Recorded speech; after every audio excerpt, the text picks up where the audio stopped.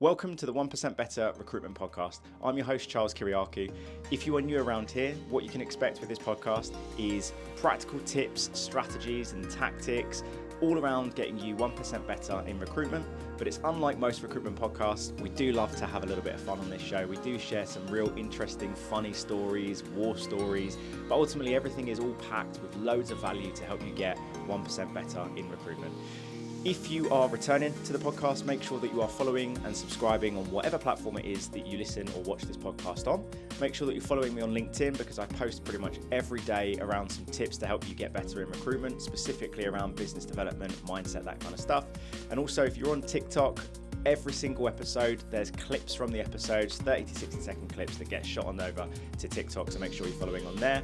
Enough from me, let's get into this week's episode. Martin, thank you very much for inviting me to your office and joining us on the show today. Before we get into the topics and what we're going to talk about, for people that may not know who you are and what you do, etc., just give us a bit of an intro. Will do. Thanks, Charles, and thanks for having me on the podcast. So I'm Martin, I'm MD of Redline Group. We've been in the electronics sector for almost 40 years now. Now that market has obviously changed a lot over the years, and we've always specialised in the professional markets within electronics, so R&D, sales and marketing, manufacturing operations, leadership roles within that market. But as you can well imagine, in 40 years, electronics has changed dramatically. So that's been the key theme for us, change. Yeah, absolutely. Well, that's going to be one of the things that I would love to be diving into on today's show. But for people tuning in, we're going to be talking through BD, like what are recruitment companies doing BD-wise, why are they struggling, and as a company that's been going 40 years, like what are the different practices that you've explored over that time, what's currently working now, etc. With recruitment being ever more competitive, and again, going back to the fact that you guys have been running for 40 years, like how have you stayed so competitive in this market? What have you learned in that time, etc., etc., and how have you kept such a strong reputation? So I think for people listening to this episode, whether you're a recruiter or a founder or thinking about setting up your own business, I'm sure there's going to be so much value for people, and selfishly, I'm sure I'm going to learn a ton from you as well. Well, I hope we can all learn from the experience we've had. Yeah, absolutely. So let's just start off with then. So when we first spoke, a few months back, I asked you like, what types of things would you like to talk about? And one thing that you said you were quite passionate about was the business development angle. And something you said moments before we clicked record is that you have a magic phone that if you want to get through to someone, you just call them. And we spoke a little bit around how that's.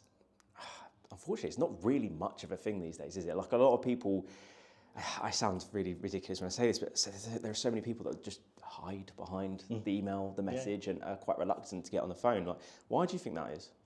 I think the market's changed, I think people have changed, I think generations have changed, technologies influence what people are doing, and it's easy to get excited by the technology that's available that you think will make you more productive, help you out, make it more efficient. But sometimes it does, and we've all got to embrace that and use it. But it's knowing what you're trying to use it for. And in your own mind, in your own market, in your own style, find that little something that is the connection, the spark that differentiates from everybody else. So I'll tell you my magic phone story in a moment, but for me, it's always been about differentiation. Finding a way to differentiate yourself in whatever you're doing, or whatever market, with whatever people, whatever role, is probably the key thing. So the learning process to get to that point requires lots of mistakes, lots of errors, lots of trials, lots of things that go great, and sometimes things scratching your head. So the magic phone story, though, is really one about, I guess, tenacity and consistency, and sticking with it. So whether you call it grit, determination, stubbornness, whatever it is.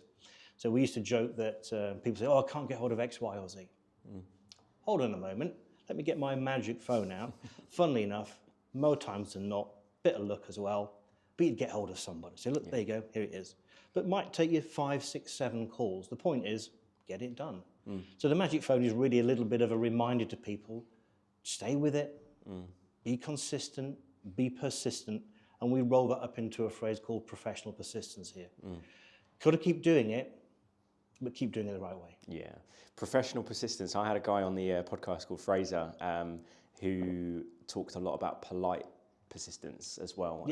Same idea. Yes, it's exactly the same idea, and the whole context of that conversation was pretty much what you're saying. Is that a lot of recruiters, especially, and I'm not going to bash generations, right? Because when I got into recruitment as a millennial, my generation was bashed and the Gen Zs have been bashed. But I think one of the key reasons, what I've seen at least, and it'd be curious to hear your opinion on this, is that especially with the newer generation coming in, they have never needed to pick up the phone. Yeah. So for example, when I was in school, I would call my friend, his mum would answer the phone, like, hi, is Andrew there? He was like, oh, he's just out at the minute, he'll be home in 10 minutes. And I was like, oh, can I just come knock for him? Yeah, sure. You go knock on the door, he's just like, oh, we're just having a tea, do you want to come sit down? I would say to some of my like Gen Z consultants I work with, like, oh, have you ever had to call we don't have a house phone. Right, okay, cool. Do you have to call up a takeaway place? No, I just use Uber Eats. Yeah. Do you have to call up the taxi firm before you go out? Yeah. No, we just use Uber. So the reality is that they've essentially been conditioned to not have to pick up the phone. Yeah. So then you come into an industry and, I'm sure it's the same for you. When I first started my first ever day of recruitment, the director sat in front of us and went, this is a telephone sales job. You will be on the phone all day, every day. If you don't like it, there's the door. That was on my first day. So I'm curious to hear your opinion on what my first desk had a telephone, an ashtray and a Rolodex. That was the days. That's how you used to do it. You wait for the magazines to come out, you wait for the paper to be published, you wait for CVs to arrive in the post. So you had to change, you had to adapt with the times. I think the key thing is now. Hey guys, quick one before we jump back into the episode. If you are a recruiter who feels like half your week disappears into admin, follow-ups, data cleaning and jumping between several different tools, then listen up because this episode is officially sponsored by Sourcewell. Sourcewell is the recruitment productivity platform, and I don't just mean another tool that you'll forget to use, I mean the tool that actually gives you your time back. You can run your entire desk in one place. Outreach, sourcing, data enrichment, multi-step email and LinkedIn sequences, inbox management, and even call notes. It's all there, synced, automated, and according to their stats, recruiters using Sourcewell see 56% higher response rates, double the pipeline, and approximately save around 8 hours of admin every single week. If you're like me, admin as a recruiter is the devil, and this productivity platform really helps you save a load of time. So reach out to Sourcewell, go to sourcewell.com. It's a fantastic platform. I've used it myself. I really believe in it, and I'm super grateful for them sponsoring the podcast. Let's get back into the episode. Digital natives exist. They've known nothing now. You mentioned you've got a young child coming through. I'm sure pretty soon she'll be just swiping everything that you see. So the natural instincts take over in those cases. You've got to go with those. Yeah. And I think the thing about the generations is embracing what is available to be done, what are people are going to do. We mentioned earlier on about old school. Well, I think it's more right school in terms of getting hold of people, getting things done, building a relationship. When we were talking earlier about how does it make it different, the things that are coming down the pipe now in terms of techniques, AI, methods, whatever it might be that's going to supposedly help or hinder recruitment, depends on your viewpoint, then you've got to look at what they can do for you. But remember, there's a certain component that can never be replaced in that process, and that's you. When I do the training here with new people come in, I always like to be involved in some of the early training, just talk about the recruitment industry in general, because it's so diverse, Charles, it really is. So it's a spectrum business. There are, 100,000 plus recruitment consultants, 25,000 plus companies. They're all recruitment, but we're all doing it a little bit different depending on the market or the style, etc. The key thing is in all of that, we always talk about, well, what differentiates Redline? Why is it being successful so many years? Why has it persisted over the years when unfortunately many companies haven't been able to survive? We talk about the knowledge base, we talk about the CRM, we talk about the brand recognition, we talk about the Google results, et cetera, et cetera. But loads of other companies have got, broadly speaking, the same expertise, or the same skills, or the same drive, or the same passion. The one thing that really differentiates us, and we look around this room and say, we have one thing at Redline that nobody else in the world has. And everybody's scratching their head and, oh God, is it the building? Is it the phone system? No, it's you. So people are still the biggest component in the recruitment process. It's a people business, and people buy from people first and everything else second. That's still true after 30, 40 years of being in sales. So we try and make it a human business for our consultants and remind them that the digital screens that we have, and I mean the physical screens as well as the perceived screen of people hiding behind things, you've got to get past that somehow, and that's the human element. And I know that you've been in the industry a few years less than me, but you've probably come straight into that digital native side. So how did you change that environment when you were working in it? Well, to be fair, the first job I ever had wasn't necessarily ashtray, Rolodex, phone, but it was just a phone. Like genuinely, we had no tech stack. We didn't have computers. We just had like a server box that connected to the internal server, and I was there for 2 years. And on my first day, because I did a stint for like 3 or 4 months in social care, didn't like that market, continued my apprenticeship in nursing recruitment, and I always wanted to get into healthcare myself. So the thought of helping nurses and getting them more money, I was like, this is brilliant, right? But on my first day, the managing director and the manager of the nursing division sat down and gave me A4 like stack of paper like that with like a little thing on the top, and said there are 2,000 matrons for every single private hospital and boutique hospital in the UK with direct numbers. Call them and go and get jobs. I was like, right. Deep end, yeah. And Loading like, end, yeah. call them and get jobs. I was like, right. No LinkedIn, nothing. There was no point in sending them an email. It was just, you just had to call up and make a note in your diary of when you called Susan Smith from Hitchin Ramsey Hospital, etc. So I just had to do that. But when I transitioned, to your point, when I transitioned from that to medical technology, and I sat down with the operations director, and she was like, here's Crunchbase, this is where you can see funding, this is how we use LinkedIn Recruiter. And I was like, whoa. So actually thinking about it, I've almost come from something that was essentially zero tech to then a company that was like, here's a bunch of tech, here's some video interviews, the psychometrics and stuff. So I've almost had to reverse it slightly. Well, I think that's important to have learned the human element of the skills first and blend them with the other things that really can advance and accelerate it. Everybody's ambitious. Everyone wants to be the best that they can be. Our job, we see as leaders, is trying to guide people on the best way to do that. And absolutely you have to use the tech stacks that are available and the external resources. But remember that you're not going to get consumed by them. They've got to be the thing that enable you to do better, not the thing that you do. And it's sometimes a fine line. And we all disappear down those rabbit holes. I do it because I'm interested in it. I'm curious about things. It's a great value to have. It's one of our values here, curiosity. We want people to be interested. How does that work? What does that do? Who's that person? Why are they browsing my profile? That natural curiosity, I think, is a massive component for any recruiter in any market. Be interested, be interesting. I remember, way back, I won a large project. At the time, it was sort of 6 figures plus. It was a really significant project. I was very excited about it. And I knew it was a competitive pitch. So I ran the customer afterwards. Thank you, Mr. Customer. Really appreciate you putting your trust in me. Can I just ask, what was it made you choose myself and Redline above the other people? And they simply said, you were interested in what we did. So that curiosity, that interest, and that's got to then span and develop and go into all aspects of what you do. So sometimes people think, candidate's phoning again. And they see them as problematic sometimes. Some are, let's face it, but you've got to be interested in what do they do? Who do they work for? What are they about? Where do they want to be? What's their arc for career? Because all that information sort of filters in, and then suddenly you'll find an opportunity, find a space, find a slot, hear a mention, go, Freddie. So being curious about people, being curious about companies, being curious about technology, that's the sector we're in. I mean, that is just flying. So keeping up with it's the next thing. But again, use the tech to enable you to help keep up with it. That's what I try and do. I was an electronics engineer way back in the day. Failed one, obviously, hence I'm in sales and recruitment.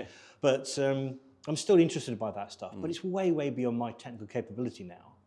And so don't try and be the best in the room on everything, but be curious, show some interest. My experience is candidates and clients are always really willing to help you with the minutiae, the detail. If you show some interest, show some passion for it. So that's always been a thing that we've done. Get the technology to help you, but remember, you bring the human element, the curiosity to that. There's a couple of points there that I'll pick up on, but something you just mentioned a second ago.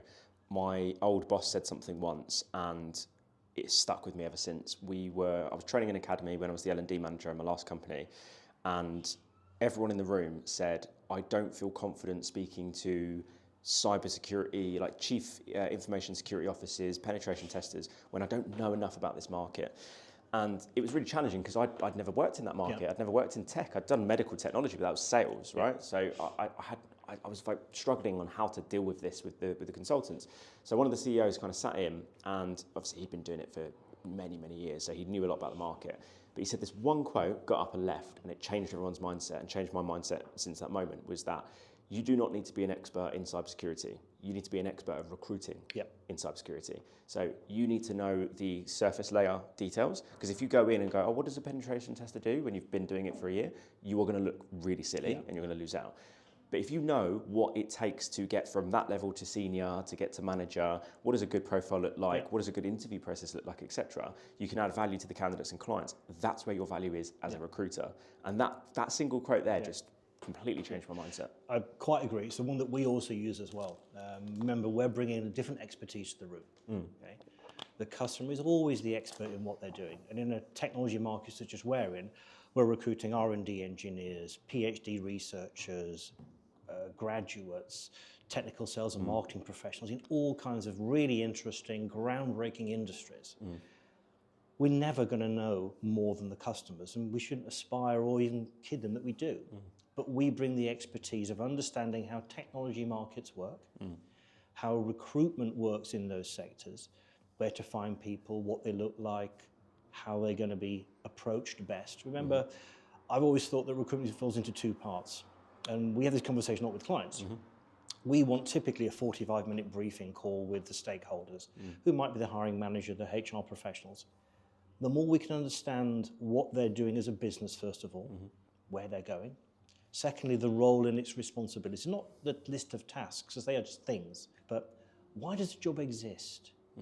What's the goal for the role? What do you want someone to do or achieve? That can then turn that into good questions for us.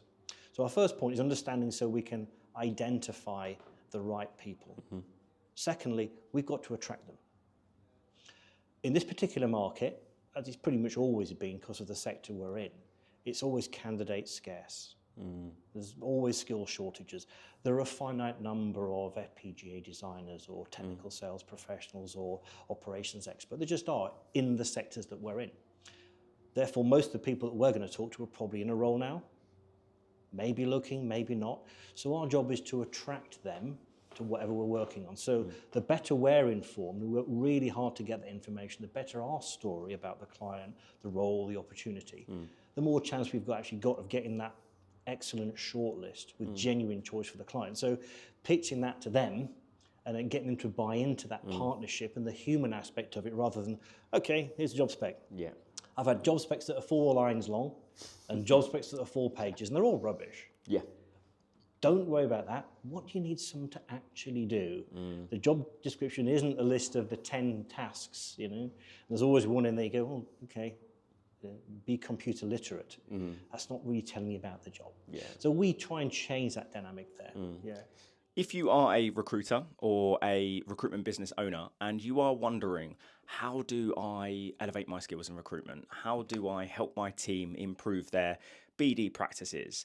Is my strategy working? Why are people not picking up the phone? Why am I not able to pick up the phone and be confident in selling? Why am I not able to get more clients on exclusive, sell my first retainer, get higher fees? Why am I struggling to convert clients from an initial cold call, or maybe I'm not even getting clients on the phone? Like, if you're struggling with any of those types of things, the short answer is there's no like silver bullet for this type of stuff, but that is ultimately exactly what I do. I help recruiters and recruitment business owners specifically with recruitment, business development, performance coaching. So if that is something that you are potentially open to, all my details are below here. You should definitely follow me on LinkedIn, message me there. Always happy to help. And first time we speak, I'm not going to charge a penny. Ultimately, this podcast, I want to help people, right? So if you are interested, reach out to me and let's talk.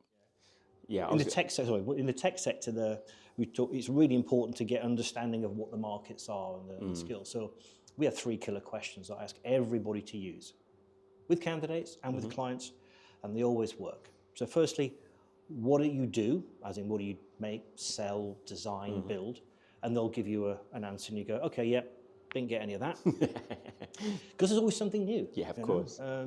Secondly, okay, who buys it? What do they use it for? And that really gets you to talk about the thing that it is, what it does, which kind of people or companies buy it. So you can begin to then visualize what it might be. And thirdly, what technology is involved. Then you're in the nitty gritty. Which software languages, which hardware, which technical skills, which certifications you need. So we see those 3 questions as being absolutely key to start to build that framework. And it really does make a difference. Yeah. It really does make a difference. So clients or candidates, that's how you can build your understanding to get that a bit of confidence. Yeah. And then for me, that confidence comes from knowledge and preparation. And you can then translate that into your BD calls. Yeah. You're taking something back to the market. Yeah, 100%. I was going to ask you a question around relationships. So I've been told on my content on LinkedIn when I bang on about relationships, and if you look through the number of podcasts I've had, there's so many that says, relationships. And I've had a few people on LinkedIn say that relationships is not a quantifiable metric to help grow and scale a business. Now, to a point, I understand that, because how do you quantify a relationship in someone else's recruitment business could be different to what your recruitment business is. But I've always been told since, doing temp nurses to, up to VP of sales in medtech, that people will buy from you, Charles, not the company. And I explained this to a solo founder I started working with last week, that I got a phone call about a year ago from a hiring manager. Hey, how's it going? All good, you? Yeah, I'm looking for a sales rep in London. Right, I'm like, whoa, I've not recruited for like 3-4 years, mate. Like, what's going on? But the point is he just saved my number. Do you know what I'm trying to say? Yeah. He didn't want to call the business. So as a business owner and as someone that's been doing this for so long, how because there are so many people that I know that how do I scale with relationships in mind? Do you know what I'm trying to get at here? It's a really difficult one, because I think there's a couple of components. I mentioned earlier about the you component being the unique thing in every recruitment company, and that's linking to that. It is very much a people business. Yeah. How to create that? Well, that's it's not a digital answer, because it's not a digital thing. Yeah. Relationships are analog. And depends on the end goal of the person involved and yourself. Clearly, as recruiters, we want to build a relationship of trust, value, sole source, first source, whatever it might be. But you also make that human and enjoyable. We speak to a lot of people in recruitment, candidates, clients, etc. We spend a lot of hours doing it. You want to enjoy it, and at the end of the day, human interaction is something that you enjoy and want to go well. So if it's very transactional, give me this, range that, fill this in, that's not much fun. So when we talk about that, you are the unique aspect of Redline, it's trying to remind people that you need to bring some personality, some characteristics, some qualities to the work that you're doing. We can find the best engineers and salespeople and manufacturing leaders in the planet, no problem. But that's what we do. So we all talk about what we do not being unique, but how we do it absolutely can be. And that's a very individual thing. Yeah. Everybody has their own style. Okay? We don't want to just clone people out saying, do this, say that, here's the phrase you should use. Yeah. Nothing is scripted. Yeah. But the goals should be there. Build trust. Okay, how do I build trust? Well, do what you promise. Okay? Follow up relentlessly. Demonstrate the characteristics that are going to be trustworthy, that are going to be knowledgeable. So that then links into a whole sea of things to do to bring it to that point. So what you learn about your market, who you talk to, how you reply to people. Simple things. We've talked about before. There's no degree in recruitment that I'm aware of. I know you're doing a lot of L&D work, but there's no formal degree. So it isn't necessarily about what you know or getting a qualification to become great at it, but it's just getting in there and replying to people. Yeah. Candidates ring up. Answer the phone. Ring them back. Yeah, or answer the phone or ring them back. Yeah. Exactly. Answer the phone, ring them back.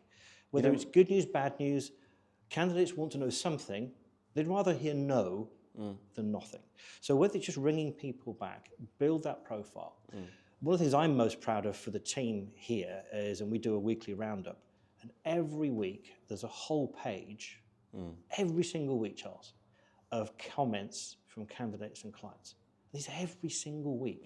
There's not a week goes by where we don't have a page full of thanks very much, did a great job, really like that, great interactions, thanks for the connection, whatever it might be.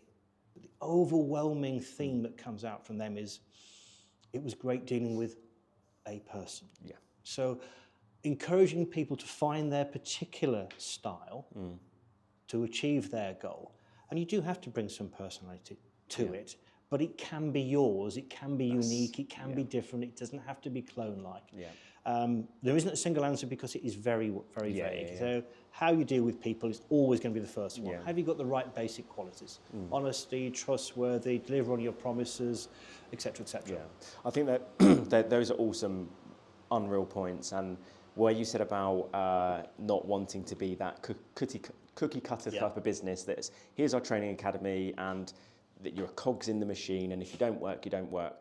I don't personally like that. And when I wanted to get into L&D, when I started interviewing for L&D consultant jobs and manager jobs, I was trying to explain to people that, and I didn't know much about L&D back then, by the way, but I said to people that the main thing that you need to be looking at is when you're hiring new people into your business, everyone has their own unique strengths. So if you see someone that isn't particularly great at cold BD on the phone, but they're a bit of a marketing whiz, maybe they studied English at university, and like written language wise, they're phenomenal. Research wise, they're phenomenal. And then some people will come back and say, yeah, but this is a phone-based job. Okay, great.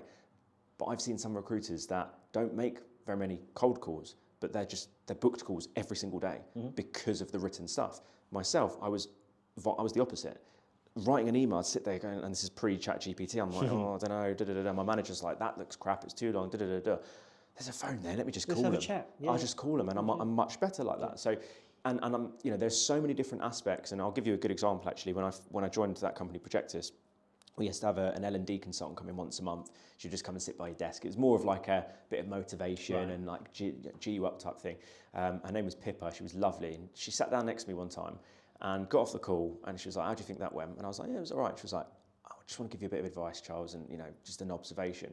You're a bit, I was like, what? She's like, just very hyperactive, and like, I think it can turn some people off. I was like, I'm dealing with salespeople. She's like, yeah, but you're dealing with like very commercial, senior level. She's like, look around the room and notice how these guys are speaking. So I'm looking at my other colleagues, and they're very like, oh, hi, my name is Simon. I'm looking around, I'm like, right, okay. And she was like, you're very giggly on the phone. That's not you though, is it? You've got to bring your bit to it as well. Yeah, and I just said to her, I was like, I don't know if that's me. And she's like, try it. So I tried it, and she said, oh, that's much better. You were way slower. And I just looked at her and I went, it just feels fake. It doesn't feel like I'm being me. I'm just gonna, I was like, with respect, if this fails in the next 3 weeks, then you're right? Let me just try this. But I think it's back to enjoying what you do. You can't not be you in doing the job, otherwise you're spending 8 hours a day being fake. Yeah. And that's exhausting. It's very exhausting. So I think bring your own personality to it.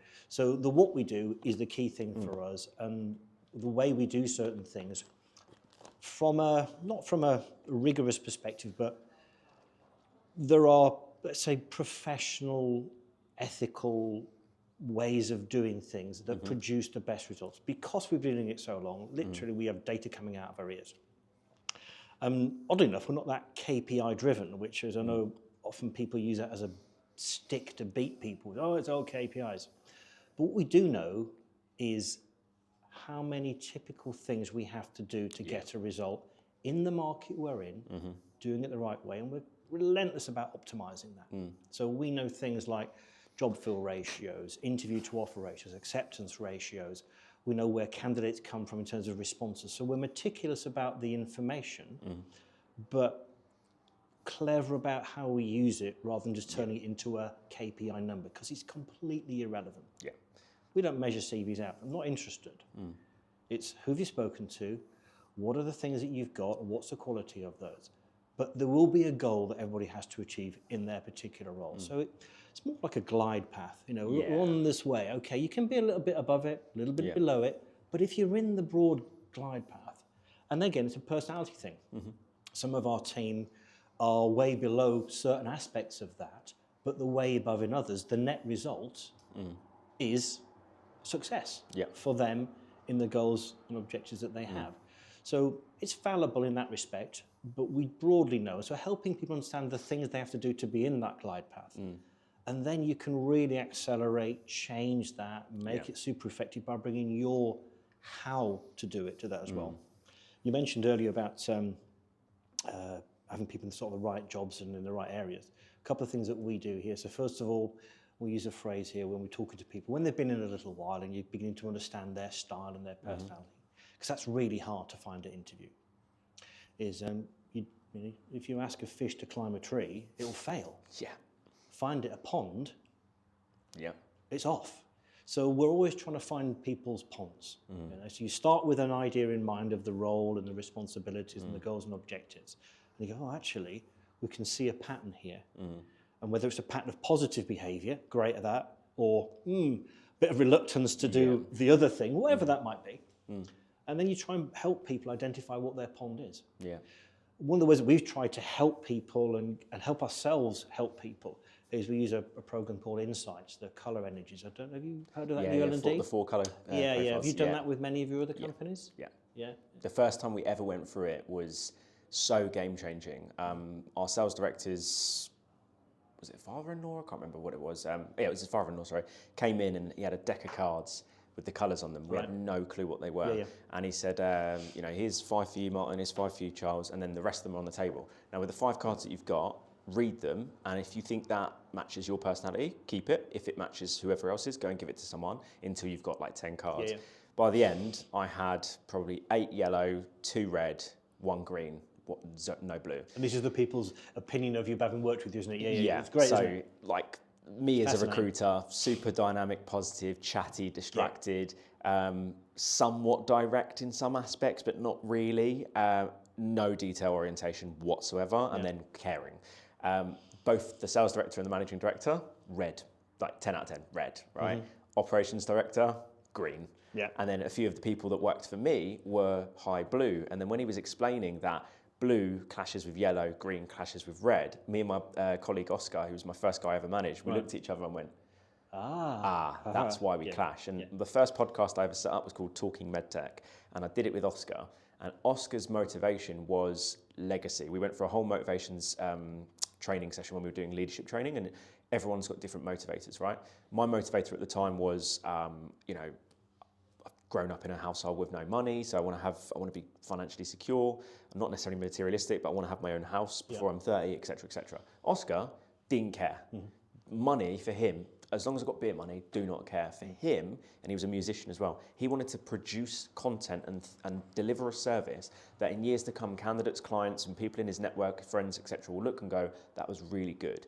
So when we started the podcast, I'm a yellow, and when I was a manager, my red started to go a little bit up because that typically would. We started the podcast, and I was just like, right, let's just record it, let's just get this out. And he went, hang on a minute, you can hear there's some background noise. I'm like, Oscar, who cares? And then he just went off at me because for him, he's so detail orientated. So if you think about that in a recruitment context, you can imagine what his candidate qualifications were like. So detailed, never missed a damn thing. My candidate qualifications, I wouldn't necessarily miss a lot, but mine were a lot more personable to the point where everyone in the office would be like, how the hell do you build because I'm, like, to your point, so curious. And a lot of recruiters, when you were saying this earlier, I was like, people need to know this, and especially founders need to know this, because I've dealt with recruiters that go, oh, Martin, I don't care about my market. This AI engineer's been telling me about, I don't really care. I'm really sorry, but like, go and find an industry or a sector. Find something you're passionate about. Back to that 8 hours a day plus at work. You've got to enjoy it. If you're not interested, it becomes transactional. You're not building your own self-worth. You're not creating that legacy. Fundamentally, I think everybody likes to be successful. So find out what successful means to you. That could be material, financial success. It could be people absolutely trusting your judgment, people ringing you up for advice, people really valuing what you've done and what you say. That's what success can be. The insights thing we use now when we're hiring people for exactly that reason. It's never a decision-making tool. It's just more of an understanding of how that person operates. If the role requires X, Try and find someone who has an X in their natural makeup. Yes. We've all got these characteristics, Charles. You know, we can all be blue, red, green. We can be passionate, driven, detailed, caring, sunshiny yellow. We can all do those things. And it's not that we don't have them, because it's back to the Jungian theory stuff, but it's not your first reaction. Yeah. So if you can find something, the role, the people, the people that you work with, who share those things and understand those things, then naturally it comes to you first. And the great thing then is to find a real blend of people in a team, and you're back to your team dynamics then, where you have your initiators, your starters, your go-getters, get it done, and the people who sweep and make sure it gets done right, and the people who make sure it gets done with the right amount of care. So trying to find that blend is really important for us. So back to the people aspect of and how they want to be successful. We've talked about the what, recruitment, there's good ways of doing it, there's the right way of doing it in certain markets, it does differ, but there's a great playbook. Then the how is the personal aspect. What are you going to bring? Your drive, your passion, and then your style of doing it. They absolutely can be different. They absolutely should be different, because every client's different. We have it here. We've got clients that we move around if necessary. It's just sometimes it doesn't click sometimes. It's so true. I can't get on with so-and-so. I've done everything I possibly can. Maybe it's time to move on. Oh, right. Sarah's got it now. Wow, they love Sarah. Who knows why? And it's not a game. It's not a scoring game. Sometimes things click. You know? Believe it or not, Charles, there are some people who don't like me. I know. I found it hard to believe when I found out some people didn't like me, to be fair. And to this day, I'm like, really? It's interesting you mentioned that, because we always used to do like European markets when I was at Projectus, and I started off on the UK market. Fees were obviously significantly less, so I had to do more volume to keep up with the European guys, especially the DACH market. But I loved it because, you know, did you watch the football on the weekend? And, you know, like, oh, you're based in where? You know, I'm in Wellingunsit, whatever it is. When I moved to go and do bits of German recruitment and Switzerland and stuff, the first few times I did it before I knew about the colour personalities, I really struggled. And I was like, I don't understand, like, what's going on here? And my colleague was like, the Germans are very just straight talking, you know, you're, with respect, you're just very hypey, and they're not going to like that. It's not their immediate style, is it? No, and don't get me wrong, not all Germans like that. I had one client called Michael Hub who he runs mountains. He does like 100-mile races and stuff like that. So he's a bit nuts. And I was training for a charity MMA fight, and we met up for some drinks in the Netherlands with the entire leadership team of this client. And we're both in the front of the taxi, drunk, just looking at each other. You're crazy. No, you're crazy. So he was the only German client I had, and one Austrian guy that was okay. When I started to do the US recruitment, and you know we're based in the UK, so I'm calling someone going, oh shit, it's 5 o'clock in the morning, like. They wake up, what's going on, Chuck? And I'm like, whoa, what the hell? Now they're on the treadmill with a cup of coffee, watching the morning news. I'm like, whoa. I was like, wow, I can deal with these guys. Like the Americans are like go-getters. Like, okay. So that's when I started to realize, right, okay, some people are going to be naturally better in markets. But at the same time, something I learned, and this is a quote from Gary Vee, was that find what you're good at, triple down on it. Whatever your weaknesses are that are relevant, get 1% better. So marginal gains. Because when I see some people that are really bad at something and they're really good at that, and that good thing will help them be successful in recruitment, but they focus everything on, they could be 50% good at that and 5% good at that, but they focus on getting that to 50%. Or their managers focus on the perceived weaknesses. I say perceived because they are just differences. You've got to align people's objectives and goals and responsibilities of things that they are passionate about, interested in, really make them happy at the end of the day. When I interview senior people, which is predominantly what I am involved in now, and many of them have been in roles for some length of time. So when they're looking for a role or they're forced to look for a role, it can be quite a shock. And when you've been doing anything, and I'm very conscious of this myself, for any length of time, you sort of don't know why you're doing it. Well, that's what I just do.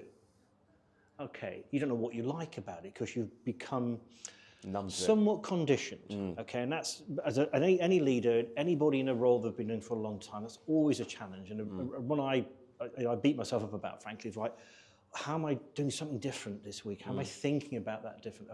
Do I need to be changing? Am I too samey, whatever that might be? So the thing I say to them is, okay, don't talk about job titles. don't talk about responsibilities. Just reflect on what puts a smile on your face at the end of a day or a week. Those things that do that are the things you should frame your role around. Okay? So don't think job title, responsibilities. What do you like doing? Because chances are you're going to be happier. If you're happy, you're probably going to be more successful. Yeah. If you're more successful, you're probably more passionate. So if you can just step back from the day-to-day, even your current role, it's a great thing to do, and then begin to focus, as you said, on the things that are strong, that you're successful in, that you want to do more of, and then surround yourself with a great team who complement those skills by the things that might be areas where you won't do as well as somebody else. So I don't think they're weaknesses, they're just differences. Yeah.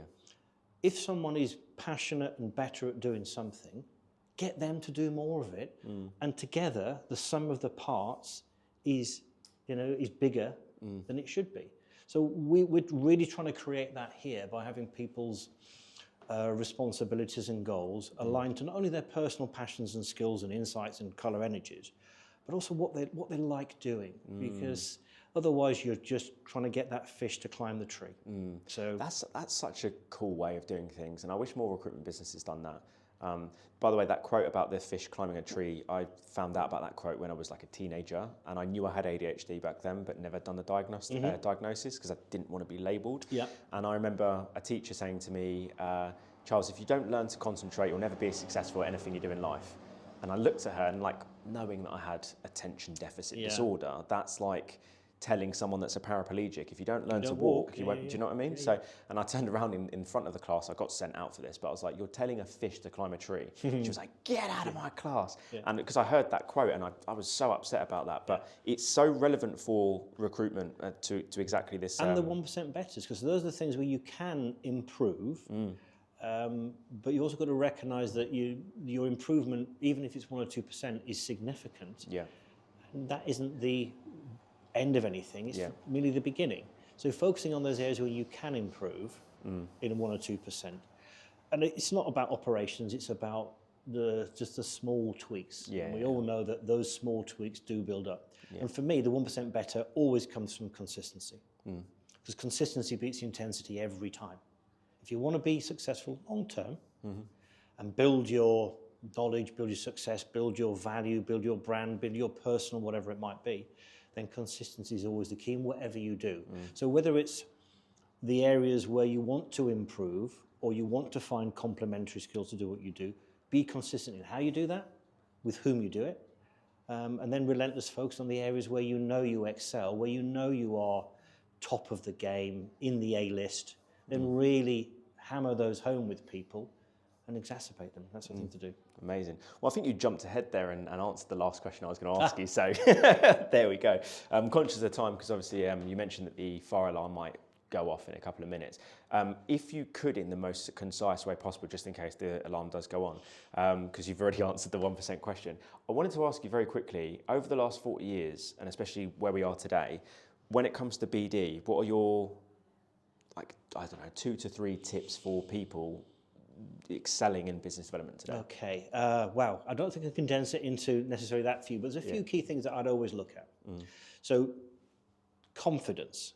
And people say, oh, well, but I'm not confident.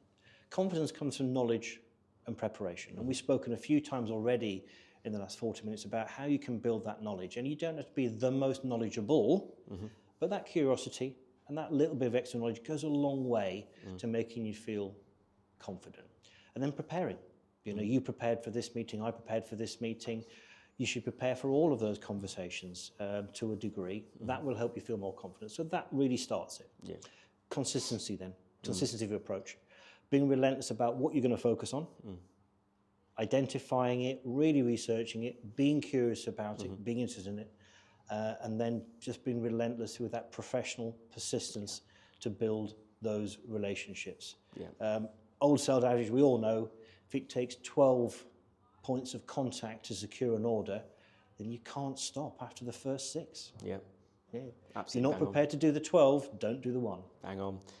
Every single client I've been working with this year, seem like they're okay with BD, but when I ask them how many follow-ups they're making, it's no more than 3. So I went out my way in and built a Google Doc with the 12 different steps, what you say in email 1 versus email 6, call 1, call 6, etc. But absolutely spot on. Great. Absolutely spot on. Amazing, man. Thank you so much for your time. Charles, thanks. It's been great talking to you. Yeah, it really has. I could sit here and talk to you for hours, to be honest. I've learnt loads, and I'm sure there'll be so much more value for people listening. If people do want to get in touch with you, what's sort of the best avenue to do so? Yeah, just give me a call. Yeah, don't email me. Phone. Give me a call. Amazing. Thank you very much, Martin. Thanks, Charles. It. Nice one. Good to see you. Thanks so much for watching or listening. Make sure that you are liking, commenting and subscribing / following the show, whatever platform it is that you are watching / listening to this on. Also make sure that you follow me on TikTok so that you don't miss out on some clips. The monthly newsletter gives you a roundup of the episodes that happened in that month with some actionable takeaways for you guys. It's going to help you get 1% better in recruitment. I would love for you to comment or message me what your biggest takeaway is from this episode. And if you or someone that you know is interested in coming on the show, as you can see, we have had such a broad variety of people that have come on the show, all in the aim to get you guys 1% better in recruitment. So if you want to help support me with the show, make sure that you're getting people in touch with me, and also just reach out to me as well around the recruitment coaching training piece. That's ultimately how I fund this podcast, right? But loving doing this. Thank you so much for watching and listening. Can't do it without people that watch and listen to this podcast. Thank you so much, and we'll see you next week.